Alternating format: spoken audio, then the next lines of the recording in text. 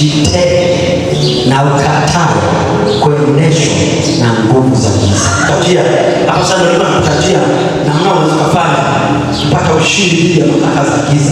La kwanza ni toba, la pili kutembea katika neno la Mungu, la tatu ni kujitenga na kukataa kabisa kuendeshwa na nguvu za giza.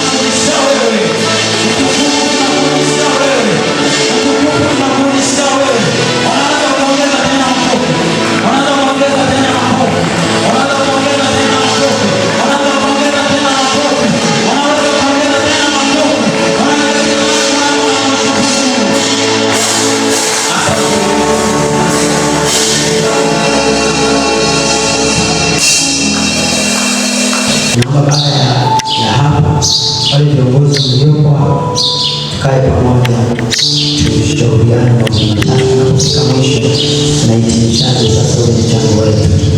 Kumbuka mchango wetu kama kila mtu aliahidi atoa, tutakuwa tumepata milioni 10 na pointi kidogo. Kwa hiyo kila mtu anatakiwa ajihimize kutoa ule mchango tulioahidi. Kwa baada ya hapo tutana na viongozi kwa ajili ya kuweka sawa, na kisha tuwe na hitimisho la mchango huu ambao ni mkubwa, ambao unaweza kutoa matokeo, na nina hakika kabisa tukikaa na viongozi tutakuwa na jambo zuri ambao tutakuja nao. Lakini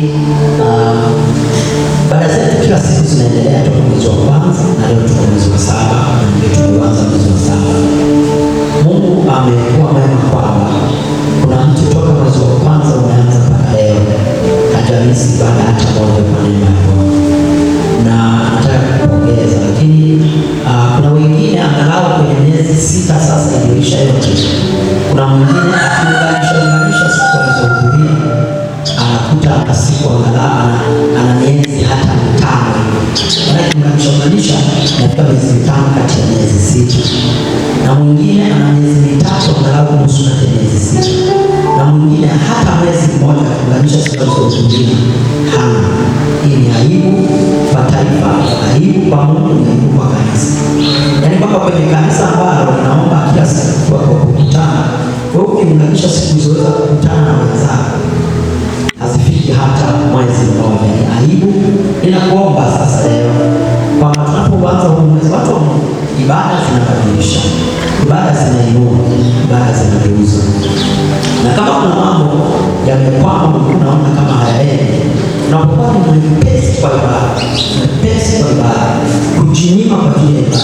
Kwa maana ile kijana alituhudumia hapa, fungua ibada, amesimamia shukrani na mahitaji, ana mtihani na sasa sikaja na mtihani, lakini yupo na ametuhudumia. Wewe mwingine sometimes hata unakosa una mtihani, yaani una jambo ambalo yaani usipoifanya mambo yanaharibika, ila tu weke kwenye ratiba kuhudhuria yale maombi. Angalia mwenzako, mfikie kabisa, kama yuko mbali mwambie weka ratiba ya Mungu kwa miezi 6 hii uone mabadiliko makubwa. Mwambie weka ratiba ya Mungu kwa hii miezi 6 ili uone mabadiliko. Yes. Usipoweka ratiba wewe, Mungu hatakuwekea ratiba. Mungu hatakuwekea ratiba. You are the one to put a schedule. Ni wewe wa kuweka ratiba, sio Mungu akuwekee. Yaani unajisemea kabisa nimetingwa kwenye wiki, lakini Alhamisi ni lazima. I will even ask permission to my colleagues na end. Au kama kuna issue fulani inafanyika hapa chuoni, I will spare that role, lakini nitaenda. Wiki hii lazima at mara 2 au mara 3. Tufanye hivyo kwa nini tunafanya naishi tunapoteza. Nataka tumtolee Bwana Yesu sadaka zetu za ibada. Tumetoa sadaka ya shukrani, sadaka ya ibada, sadaka ya ibada na kupenda baraka. Shika sadaka ya ibada na kuja na sadaka pia kuja na sadaka ya kumtolea Bwana. Shika sadaka ya Bwana. Mungu wetu Baba na Mkuu, Mungu ile hai, tumeshikilia sadaka zetu kumaanisha tunaadhimisha wewe kabisa.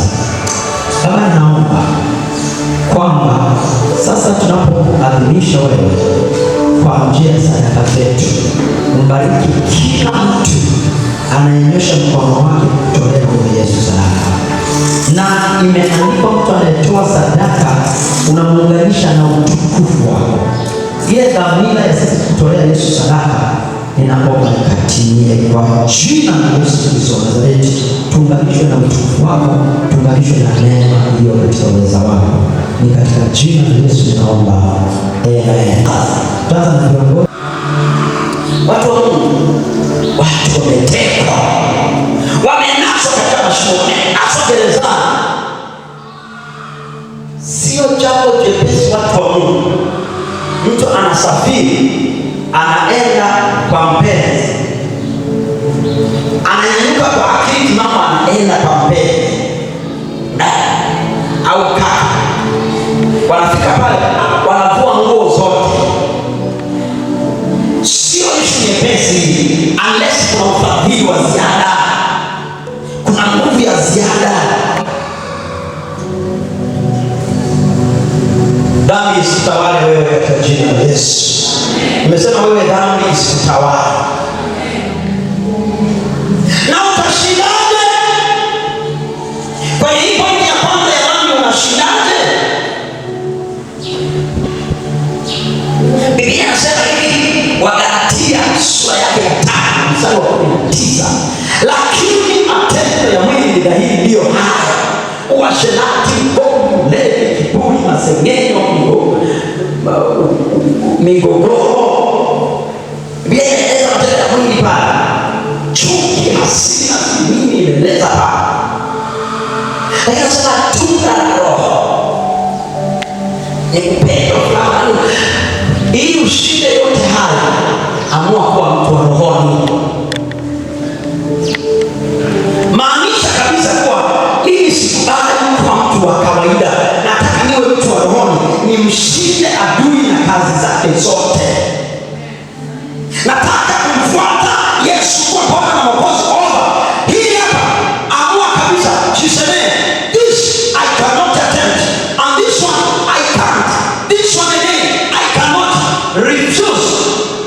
Kataa mambo mengine.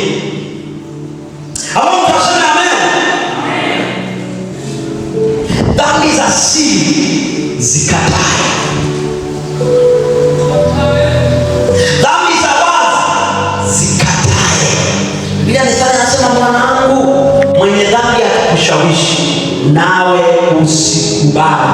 Haya ninayokufundisha hapa leo ni mambo ambayo ukiyashika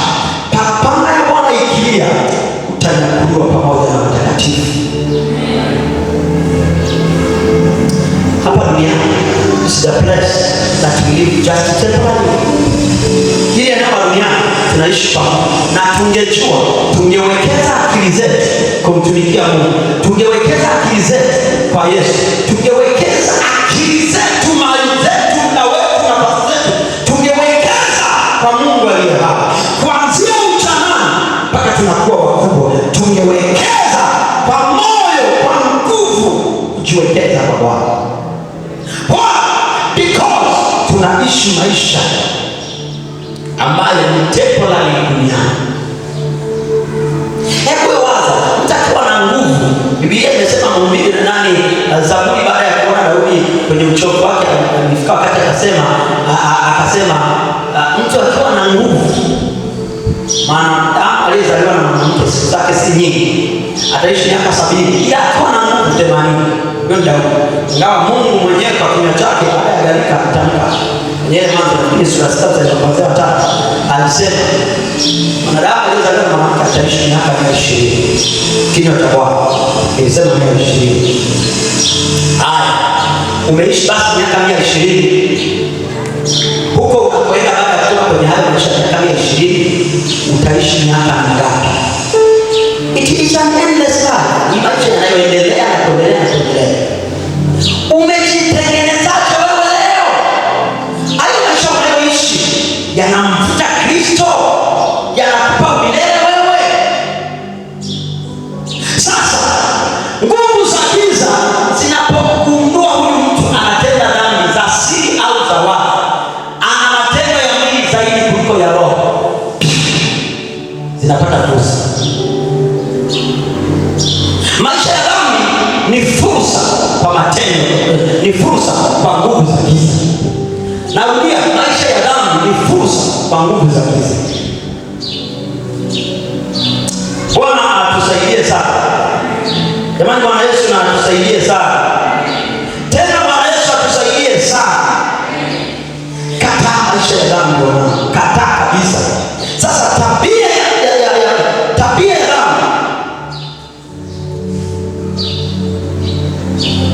Bwana Biblia inasema kimbia ile dhambi usigawe kwa upesi.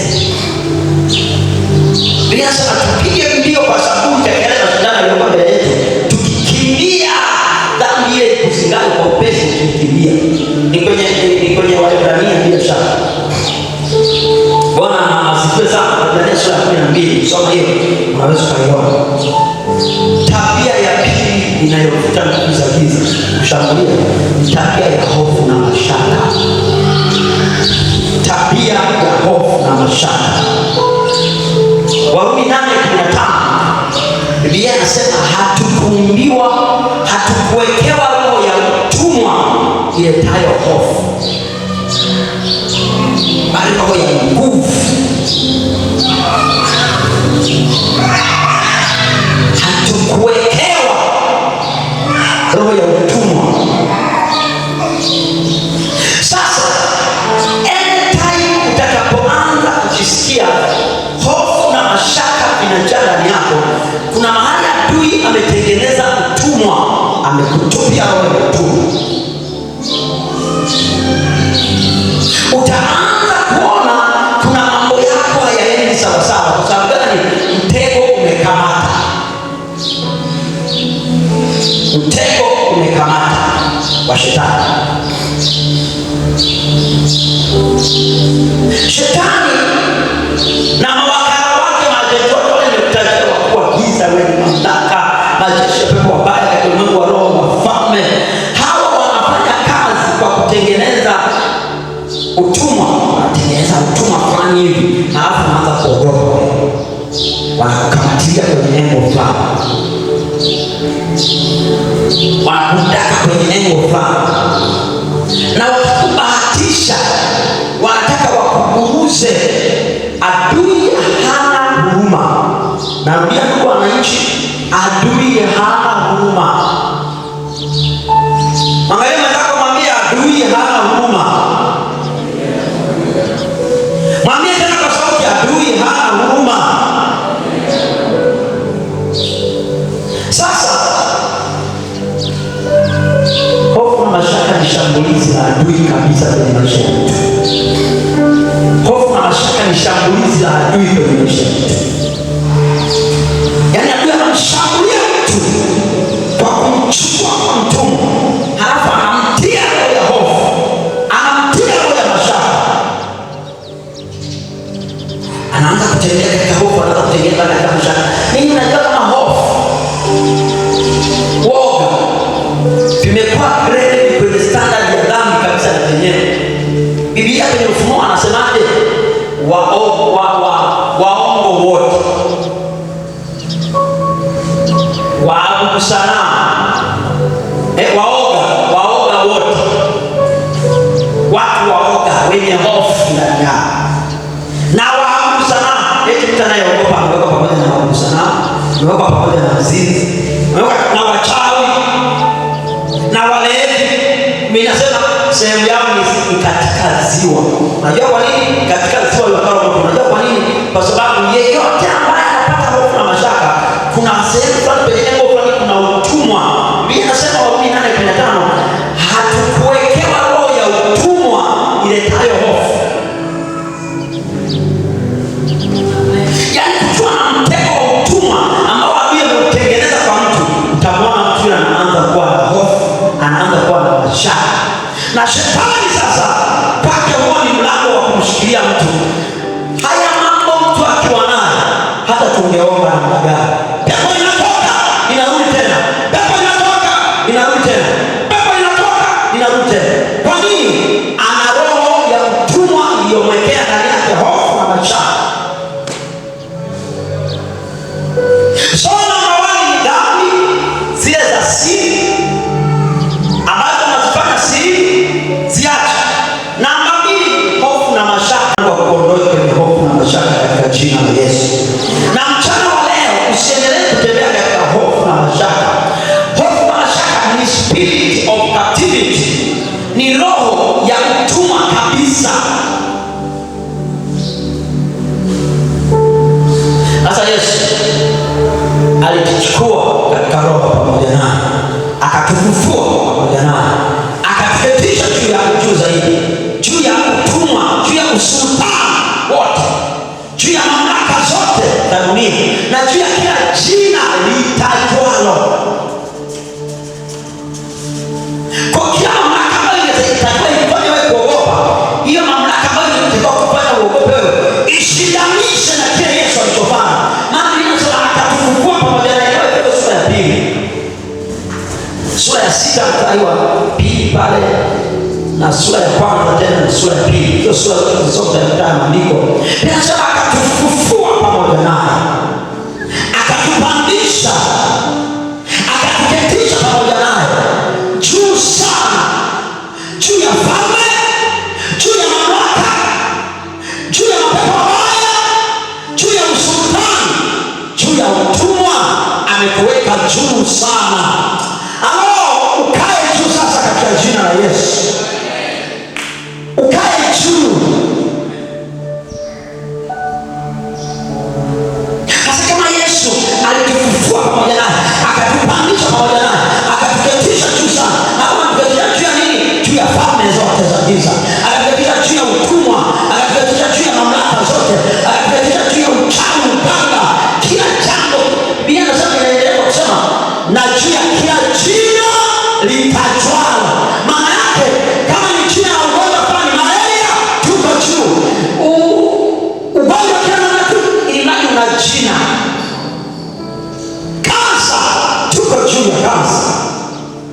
Machozi, tuko juu ya machozi. Kifua kuuma, tuko juu ya magonjwa ya kifua. Kichwa kuuma, tuko juu ya ugonjwa wa kichwa. Kila jina litajwalo, tuko juu.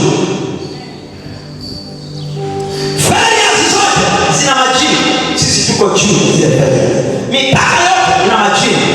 Paka wa kifedha, paka sijua nini, fedha sijui kwenye masomo, fedha sijui kwenye uchumi, fedha ya biashara, fedha ya huduma. Sisi tuko juu ya hizo fedha zote. Kila jina litajaa, sisi tuko juu ya majina yote yaliyotajwa. Alitufufua pamoja naye, akatuweka juu. Nimesema tuko juu ya kila jina litajwalo. Jambo linalokutesa liko kukutangazia kwamba liko chini ya mamlaka ya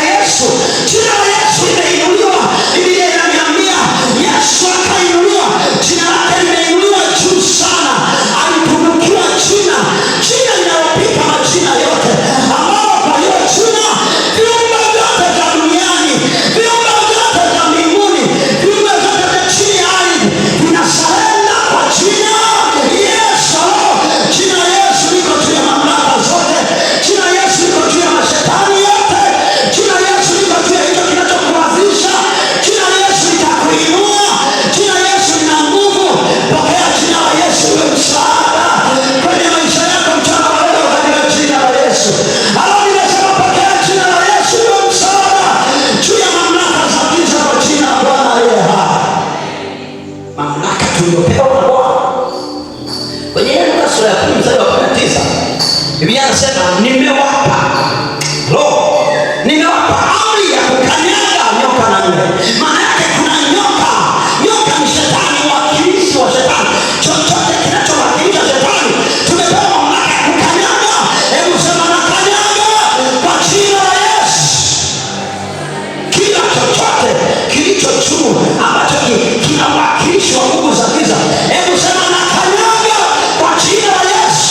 Mamlaka ya umaskini na ikanyaga kwa jina la Yesu. Mamlaka ya dhambi na ikanyaga kwa jina la Yesu. Tumepewa mamlaka.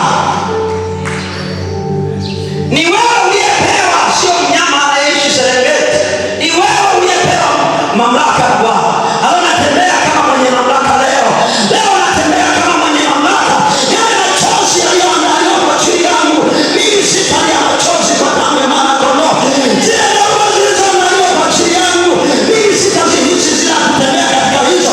Yale mambo yaliyoandaliwa na adui, mimi nitayashinda kwa jina la Yesu na kwa mamlaka yake. Yale mambo na mitendo yote uliotegewa mwaka huu na mwezi huu wa 7 tulioanza, utashinda mwezi mpaka mwezi wa 12, miezi 6 tunayoianza.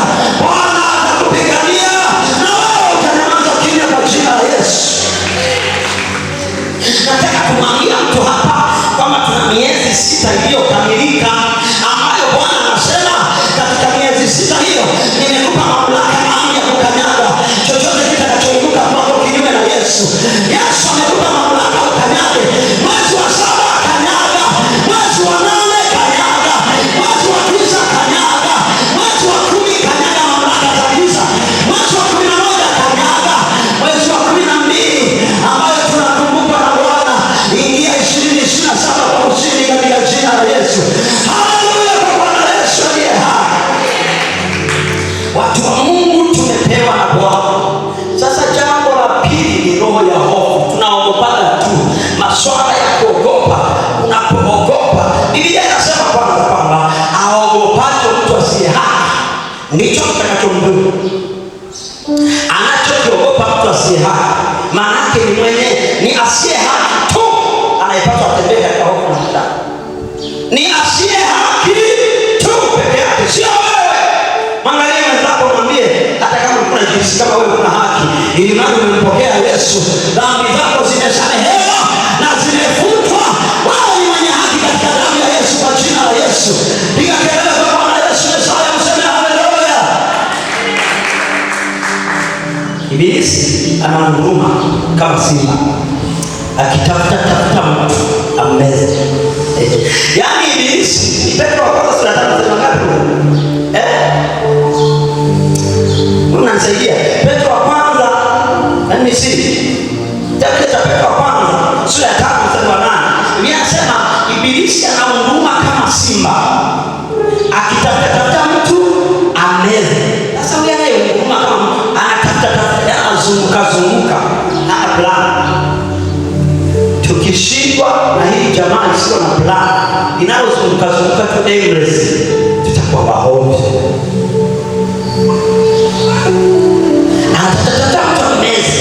Ibilisi anatafuta, yani maana yake he is not specific. Ajui hata yani anatafuta kibahati, anaishi kwa bahati na sisi hatuishi kwa kubahatisha.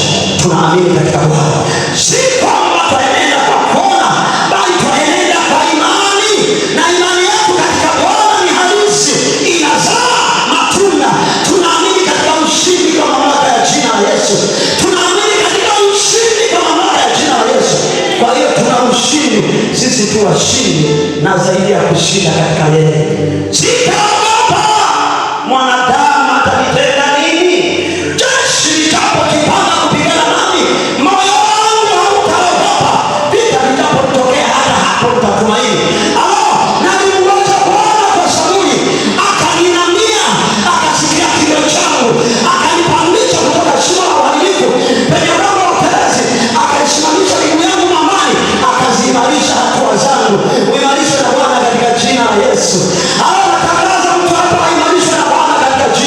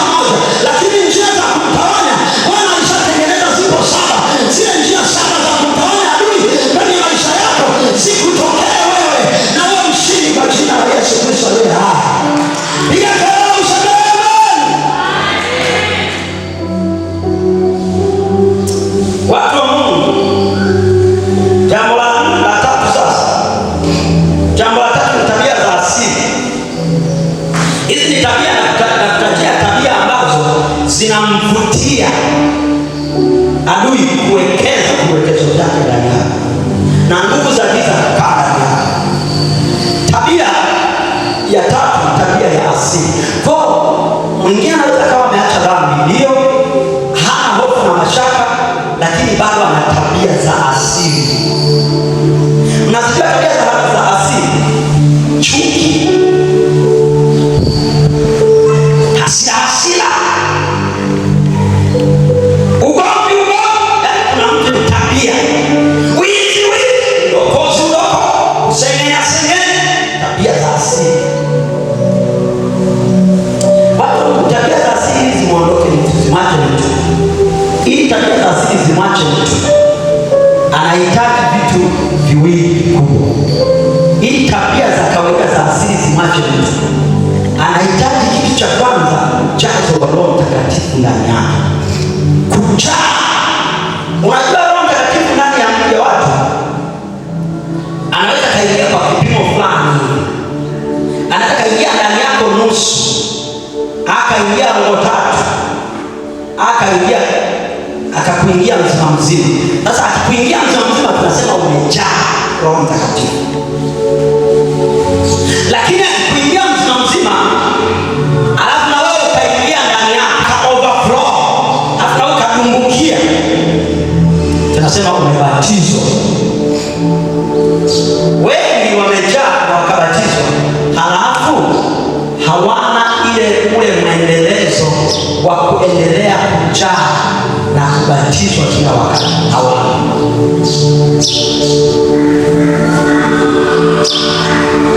Sasa inaondoa ile sense of godliness. There is a sense of godliness that comes to someone who is full of the Holy Ghost and who is totally baptized, immersed in water of the Holy Ghost, or immersed in the Holy Ghost. Mtu yeyote ambaye amejawa hata kabatizwa katika Roho, huyu mtu sio wa kawaida. Sasa anachotaka kufanya, anataka kuendelea. Asipoendelea, ile sense of godliness, ile sense of ile hali ya utaua inapotea taratibu, inaweza kutoka. Kuna watu hapa kanisani, naweza nikatolea mfano kabisa. Nimeona wakiendelea hivyo, na mkiendelea hivyo utafika mbali sana. Yaani kama mtu baada ya uchazo wa Roho Mtakatifu anaendelea kwa bize, anabatizwa kwa Roho Mtakatifu na anaweza kanena kwa lugha. Na kuhakikishia ninyi mnaochukua swala la kujaza Roho Mtakatifu kwa kiwango cha kunena kwa lugha na kubatizwa, mnaochukulia simple, ni hasara kubwa. Moja kati ya vitu ambavyo adui akitaka kumweza mtu na bistari, ananena kwa lugha. Hapana. Okay, ni simple. Okay, penyewe amejazwa Roho Mtakatifu. Roho Mtakatifu yuko nusu. Hiyo ni simple. Na sometimes tunataka kupata sababu unajua ni mali yako. Siku ya siku sio ndani kwa kuchukua. Naingia kwa mboga yako. Kuna mabara makubwa ya kukaa kanisani ukamaliza mwaka, ukaenda mwaka pili ujazo na kunena kwa lugha. Ni mabara makubwa.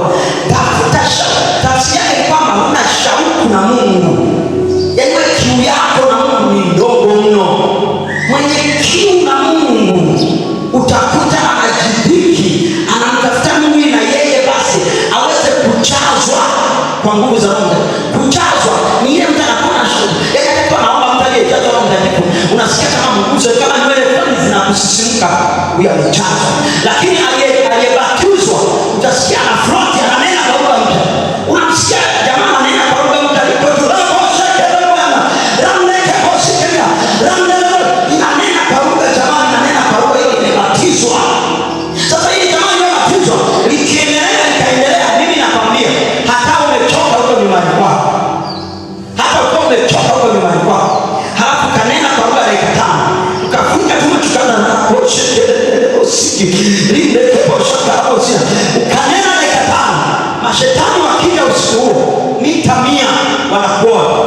Na boma unayotengenezewa mahali ulipo, unazungushiwa boma mita 100 ukusu, na ile boma inapandishwa mita 500 juu. Kuna jamaa mmoja kutoka Mchaga alikuwa anashuhudia, anasema mtu wa Mungu ambaye anaomba. Sasa mimi anazungumzia anayeomba kwa kunena kwa lugha, anayeomba katika roho. Majeshi ya shetani yakija kumtafuta yanamkuta amezungushwa ndani ya boma lenye urefu ya mita 500, halafu mita 100 hawezi kumsogelea.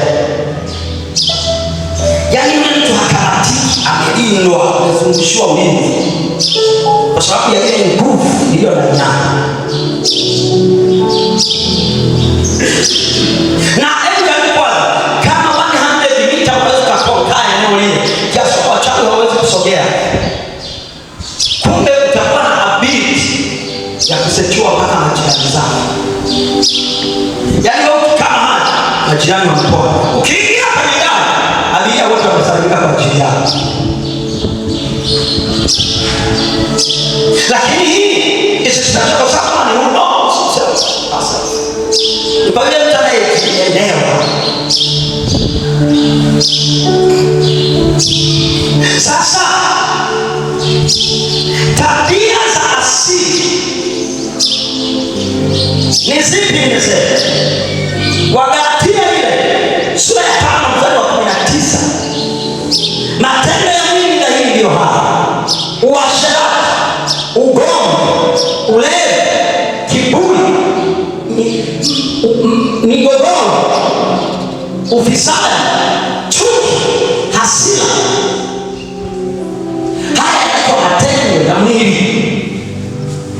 Haya ndio mambo ya asili. Shetani kama ni mfupi, lakini ukikosea sababu ile nature ya familia, kanakimbia ndio kanakimbia kwa mlango, kanakimbia kwa mlango, piu, hasira zinapungua, kakiumia.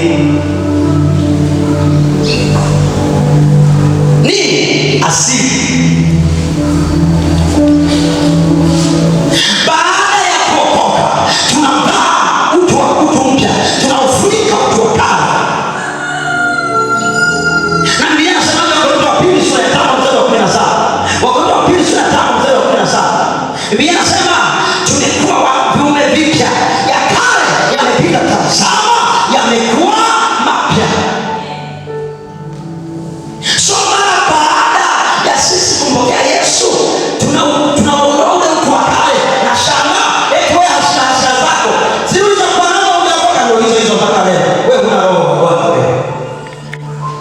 Chuki ulionayo ukipima miaka hiyo ulipokuwa hujaokoka na leo iko vile vile. Standard yako ya wewe kusamehe iko vile vile. Standard yako ya wewe kushinda mimi iko vile vile.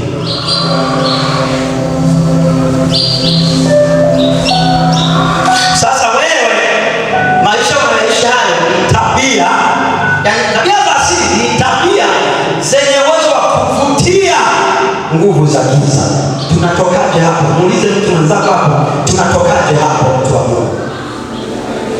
Nataka kumaliza kipindi. Tunatokaje hapo? Jambo la kwanza ni kufanya toba kwa kumaanisha. Jambo la kwanza ni kufanya toba. Ile Mathayo 3:19 anasema tubuni basi mrejee ili dhambi zenu zifutwe, zipate kuja nyakati za kurudishwa kwa kutoka. Tubu, fanya toba tena. Usiniulize pastor, mimi nilishaokoka, tubu tena sasa. Na safari hii maanisha toba. Kama unatembea mahali katika kule asili. Namba 2, tembea katika neno la Bwana. Jifunze kwamba kutembea katika neno la Bwana. Unajua unajua Ezekiel sura ya 18 mstari wa 20. Biblia inasema hivi: roho itendayo dhambi ndiyo itakayokufa. Mwana hatauchukua uovu wa baba yake, wala baba hatauchukua uovu wa mwanawe. Haki yake mwenye haki itakuwa juu yake, na uovu wake mwenye uovu utakuwa juu yake.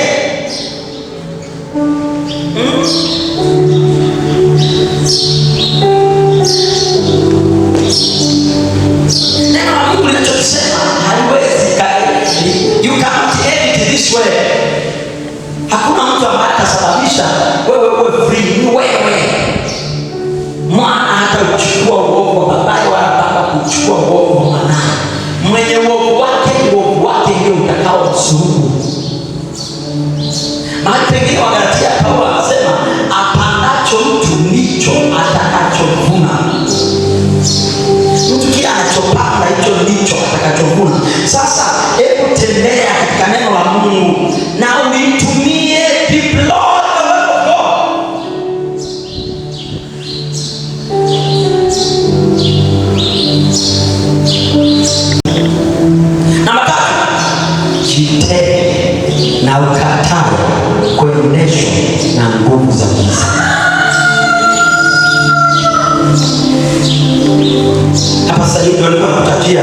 Hapo sasa ndio tunakutajia namna unaweza kufanya mpaka ushindi dhidi ya mamlaka za giza. La kwanza ni toba, la pili kutembea katika neno la Mungu, la tatu ni kujitenga na kukataa kabisa kuendeza na nguvu za giza. Yale mambo ulikuwa unafanya sio mazuri, jitenge nayo kabisa, jitenge nayo. Kuna tabia ulikuwa nazo ambazo yani wewe ukaa ibadani ukafuatilia ibada kuanzia sifa mpaka neno. Kuna mtu hawezi kabisa, lazima ameshaenda chooni mara 5, ameshaenda kunywa maji mara 5, labda kile ndani ya mwili yani kuna msuguano, kuna chai ya moto. Ataenda kunywa maji mara 2, ataenda chooni mara 10, ibada hii inaendelea. Hii ni shambulizi ya nguvu za giza. Lakini kuna ile tabia ya kukosa hamu ya ibada. Siku ukiona bado unaleta zile za kukosa hamu ya ibada, unakosa hamu ya ibada, wewe umemilikiwa. Manake mwili wako hauko huru. Unahitaji deliverance. Na namna kutoa unashambuliwa hiyo, utasikia uzito wa kuomba, uzito wa kufunga. Unasikia uzito. Yaani kiambiwa kuna sherehe baba, sherehe ya nani? Hata umri anaitwa Dakota jamani, kwa mjusha safi. Kwenye sherehe ya Dakota unjui. Ukiambiwa pale ni Bible Center PJ, kuna ibada ya moto ya nguvu, usikose ile ibada. Kisingizio kibaya. Sherehe ya manane ya Dakota ambayo unjui Dakota mwenyewe. Unavaa mpaka vizuri, unavaa kiatu kirefu, unajipodoa na rangi ya kucha, nywele, macho, pua, kila kitu. Kama ipata bahati mbaya ukatoboa na pua, unaweka na kipindi kinaning'inia hivi. Heleni unavaa zile kubwa ambazo zina weight ya gramu 5. Kuna tembea zinapepea hivi, sikio unarudi mbele kwa kwenye sherehe ya Dakota. Na ukifika kwenye sherehe, na mama anacheza kwenye sherehe za watu. Na wewe sherehe. Msiba sasa ndio mahali pa. Na hiyo ni msiba, kuna vyakula pia. Msibani. Uko wapi dada? Niko msibani. Wiki ya pili uko wapi? Msibani. Wiki hii uko wapi? Msibani. Unadharura gani dada? Msiba. Yaani anasaka misiba kila mahali. Hii ni dalili. Yaani ukiona yale mambo ya kawaida ndani yako yana nguvu sana. Siku ukijiona yale mambo ya kawaida yana nguvu sana kuliko yale mambo ya rohoni, utaushinda mwili bado. Adui anaweza kukushikia muda wote. Yaani kuna watu ambao hata anaweza kama Afrika Mashariki, anaenda labda sijui somewhere, na mnajua tu ikamfanya siende kanisani. Angependa bike afanye bila kanisani, lakini alikuwa kazini huyo, kwenye hekaika zake labda Kariakoo. Ni baada ya kaka anaona siwezi kwenda kanisani nilivyokuwa hivi, kule fulani ataniona. Yaani hatakwenda ibadani kwa sababu outfit yake yeye angependa aende na outfit ya kufuta tu watu. Mtu ambaye atashinda mamlaka za giza ni mtu atakaye develop ile intimacy, ile relation, ile ushirika wa yeye na Mungu, na mambo ya mwili akakubali. Hizi tabia za asili zinameza utaua, zinaondoa utukufu kwa mtu, anaamua kuzishinda. Amen. Sitasikia amen. Serikali ya mashetani inashindwa pale ambapo mtu anaweza katembea katika hizi dimension zinazokutajia. Lakini jambo ni vita. Asiwepo kule anatosoma na Waefeso, asiwepo asiyefanya vita. Jifunzeni kufanya vita kwa kuomba. Piga katika roho, pambana. Omba kwa kufanya vita. Pambana kwa kufanya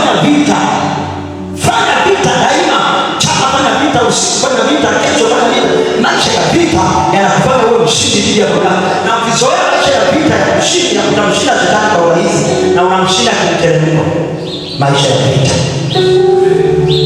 Hiyo ni Waefeso sura ya 6. Fanya vita vya kiroho, pambana rohoni mchana usiku, pigana, pambana, pambania jambo lako lile. Amen. Jambo la 5, pandisha imani yako katika Bwana. Pandisha imani yako katika Bwana. Jiwekee msimamo. Mwamini Yesu, acha kuamini watu kuliko hata Yesu. Weka imani ya kumwamini Yesu kuliko watu. Mwamini Yesu kuliko watu. Narudia tena. Anza kumwamini Yesu kuliko watu.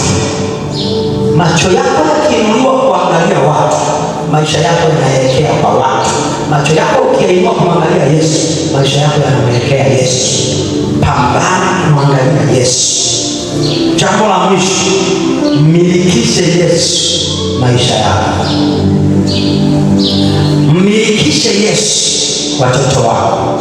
Milikishe Yesu huduma yako. Milikishe Yesu biashara yako. Milikishe Yesu kazi yako.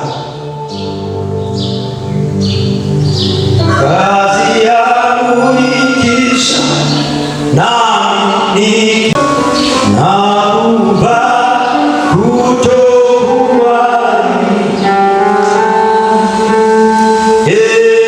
nitamjua Mwokozi nifikapo hapo.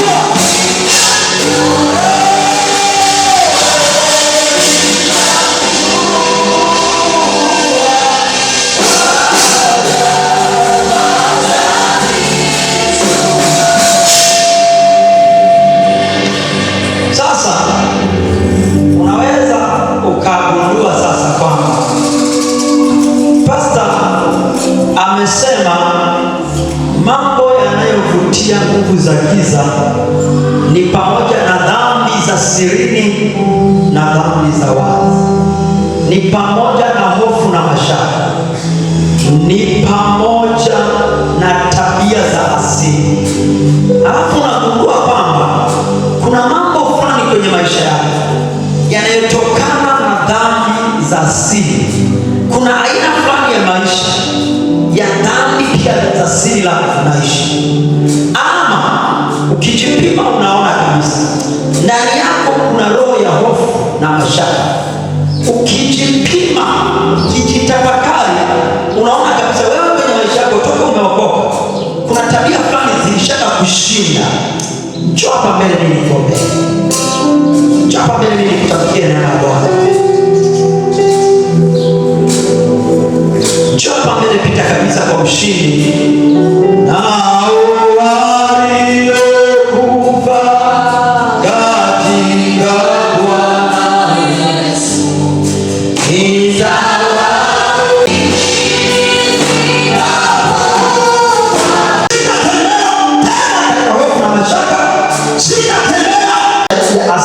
katika zile tabia zangu za asili, unamwambia Bwana nisaidie. Biblia inasema si kwamba twatosha wenyewe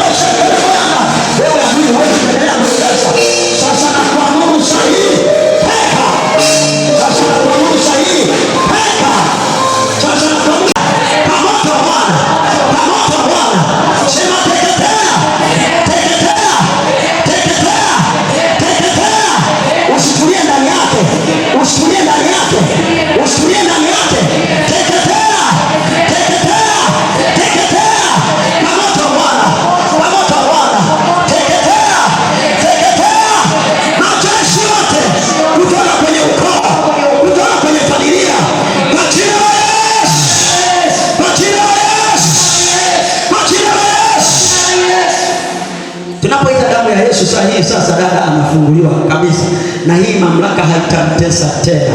Hebu sema kwa damu ya Yesu iliyomwagika msalabani.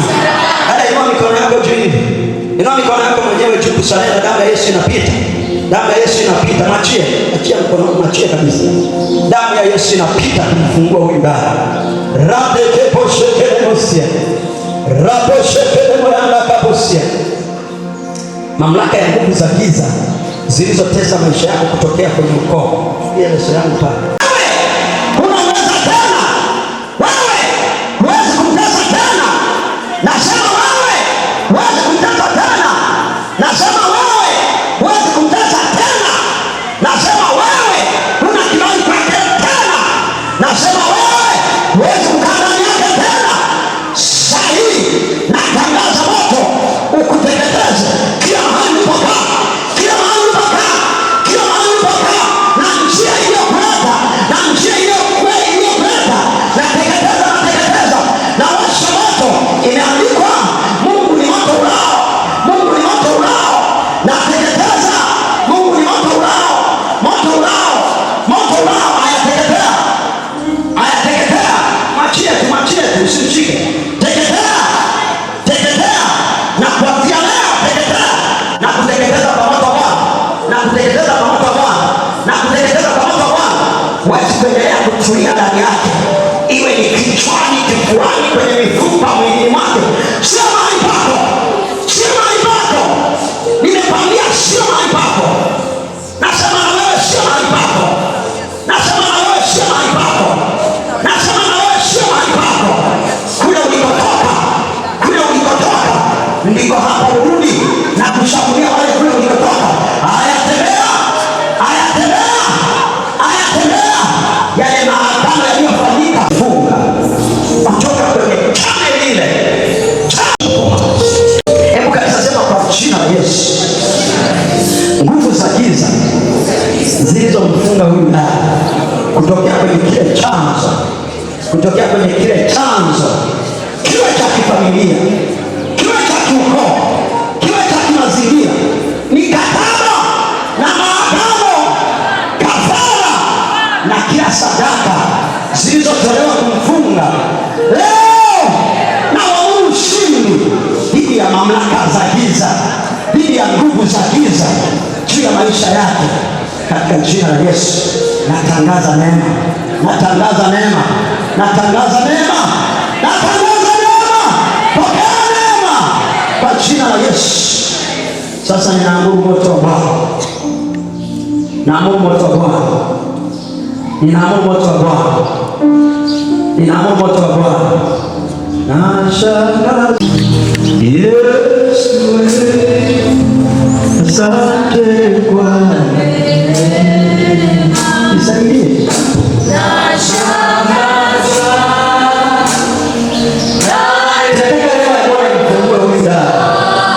Mimi naiona neema ya Bwana ya msalaba kumfungua, kumsaidia. Hautaendelea kumtasa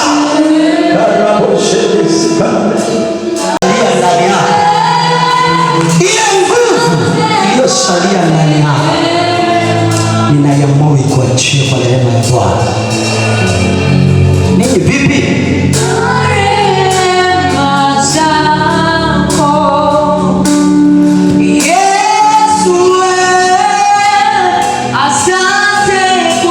Naiona neema ya Bwana kukufungua tayari. Haya, funguka. Hakuna mamlaka iliyokutesa kwa muda mrefu.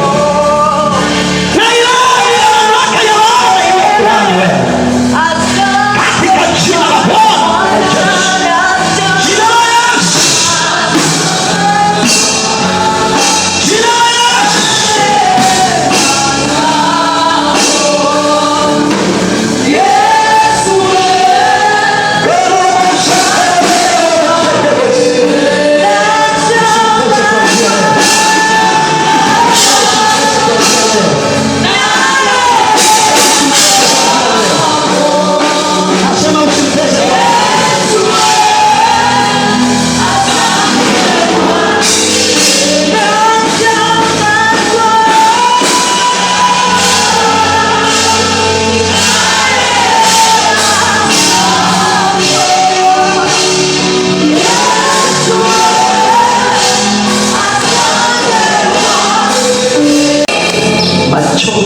unayolia hutalia tena katika jina la Yesu. Mamlaka na madhabahu za giza zilizokuwa zimekufunga kuanzia leo kwa damu ya Mwana-Kondoo zinakuachia. Karaboshesika, haya machozi unayolia hautalia tena. Wewe adui uliyemtesa utamfanya kulia tena in Jesus mighty name. Karaboshesika, raboshesika, karaboshesika. Katika roho naona mtu ambaye ameshika kama ndani. Sio nimeendelea kumshika. Roho naona kuna mtu ameshika kama ndani, anamvusha kwenda mahali. Sasa kuna namna Mungu katengeneza, anamvusha kwenda mahali. Thank you Jesus. Hebu sema pamoja na mimi kwa jina la Yesu. Roho Mtakatifu, choma ya binti huyu sasa na amani itayo akili zote, ihifadhi moyo wako. Karibu shiriki, pokea neema ya Bwana, pokea msaada wa Bwana in Jesus mighty name.